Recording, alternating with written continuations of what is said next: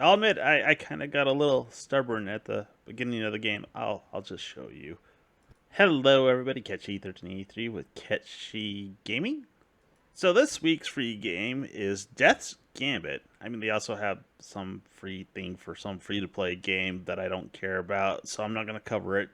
Death's Gambit was developed by White Rabbit, published by Serenity Forge and Adult Swim. Okay, wasn't expecting that when I was looking up the information about the game. It was originally released on August 13th, 2018, so just a touch over 6 years at this point. So it has a whole bunch of classifications. Some of them, yes, like indie game, action role-playing game, action adventure game, fighting game, shooter game. To be honest, just call it a Souls game, because that's what it is. It's a 2D Souls game. Has the thing where you have some semi-tough fights, and when you go and rest to heal, they respawn all the enemies. It's a 2D Souls game. You play as Sorun, a soldier who went to a land to try and find the source of immortality and died along the way, but makes a pact with death to do something for death. It doesn't tell you right away what it is. So after choosing a bunch of equipment, like you get a secondary item and a primary item, they put you on the battlefield, and for grins, I'm like, let's attack this guy here. See if we can kill him, because I didn't actually think you could hit him. I actually just swung. It turns out you could. I'm like, okay, let's kill him. And of course, he, devastates me because I don't know exactly how to play the game at this point in time.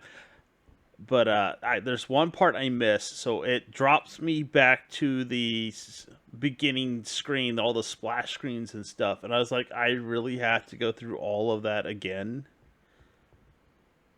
So yes, if you don't get to a certain point, they don't exactly make you start over, but they make you go through a whole bunch of load screens for whatever reason to get back to where you were. And the only thing that kept me from going back to the splash screens and everything was I was trying to dodge around not getting hit by this guy, and I ran into death. And this was the only reason that I didn't have to just keep going back to that start screen over and over again, was I accidentally ran into this part of the game. And he killed me a lot. I mean, he killed me a lot because I was going to just be stubborn and I was going to kill this guy. And after several tries, I actually managed to do it. He has a very predictable pattern, but he just hits like a brick.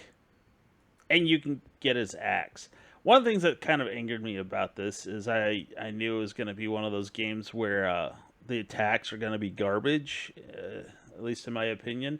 When your backswing does damage at all, like you're on the very last part of the swing where the axe would stop because you would just keep rotating or hurt yourself. They still count that as a swing, even though the axe is directly behind them and all momentum would just be gone. I despise when they do that in games. And when it comes to Souls-like games, From Software is pretty notorious for doing stuff like that, and I have like a love-hate relationship when it comes to that. So basically, I just got through the tutorial, running through, reading all these stones and stuff like that, which I have a bit of an issue with. Not because they had the stones, it's because they kind of missed out on some important little details that I accidentally discovered while fighting the end boss for the tutorial area. But let's just go over the basic gameplay. So you have two weapons. You can equip one in equipment slot 1 and equipment slot 2, which I also didn't figure out until they told me you could do that. But if you don't equip one in this equipment slot 2, whatever you have in 1 works for the right trigger, and you push X and right trigger, which is a weird button combination. I guess they just wanted to make sure you didn't accidentally hit one or the other.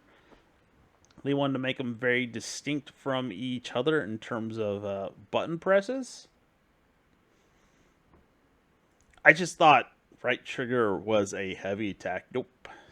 It's just a different way of using the same weapon if you don't have another one equipped. So, oh well.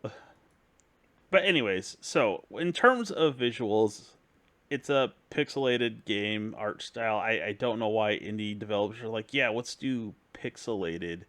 I think I've said this before in multiple sort of like brief reviews of games. Like pixelated was cool.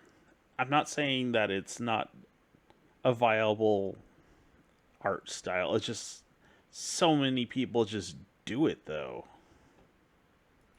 I mean, yes, I guess in terms of 2D, I guess you would associate the pixelized sort of look for it. But there are other games that are 2D side scrollers that try not to use the pixelized look. And I don't know why people just kept doing it. In this case, it's fine. Nothing really too bad about it. It's actually kind of a pretty looking game, even though it's the sound design's pretty good too. You get the sort of meaty metallic slapping noises when you attack enemies. They have the same music, at least in this area, playing over and over again, and I really couldn't recall it if you asked me to. But it wasn't horrible, so I guess that's a positive in some shape or form. But unlike Souls games, the enemies are actually far easier when it comes to attacking them. I mean, yes, some enemies can do massive amounts of damage, including fire, which does a huge amount of damage, but there was really nothing challenging about this game. So I guess when I say Souls like it's not nearly as hard as a Dark Souls game. At least right now it isn't. The bosses are a totally different story, but your basic enemies are just cannon fodder for you to slice through without any real challenge. Most of the time, if I got hurt, I was being klutzy. So this brings me to the first boss in the game, like real boss. I mean, I guess you could say the dragon guy at the beginning was a bit of a boss, but this one was an even bigger boss. It took me multiple tries, even seeing her pattern, to get her down and kill her. And the only reason why I pulled it off, if you didn't notice, is by accident, sheer accident, I might add, is I managed to parry, or I should say, block her attack with the right timing, which opens her up for a really hard damaging attack.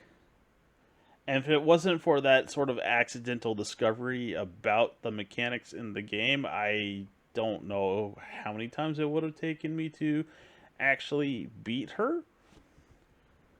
And the worst part is they didn't mention this in those little stones I talked about that were popping up telling you how to play the game. Not once did they show that. But the worst part is when you get to the other side of this door here, there's one that tells you if you block and you hit the interaction button, that you can parry the attacks with the shield, stunning enemies. Which would have been useful information before you fought this boss, because that's a different way of approaching other than blocking at the right moment. And it's also kind of awkward because you have to hold the left trigger and push down on the D-pad. This game just has some weird button combinations going for it.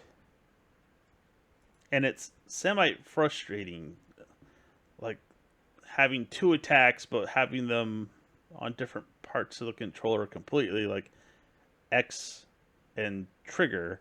I mean, I probably could reassign the buttons. I didn't try that,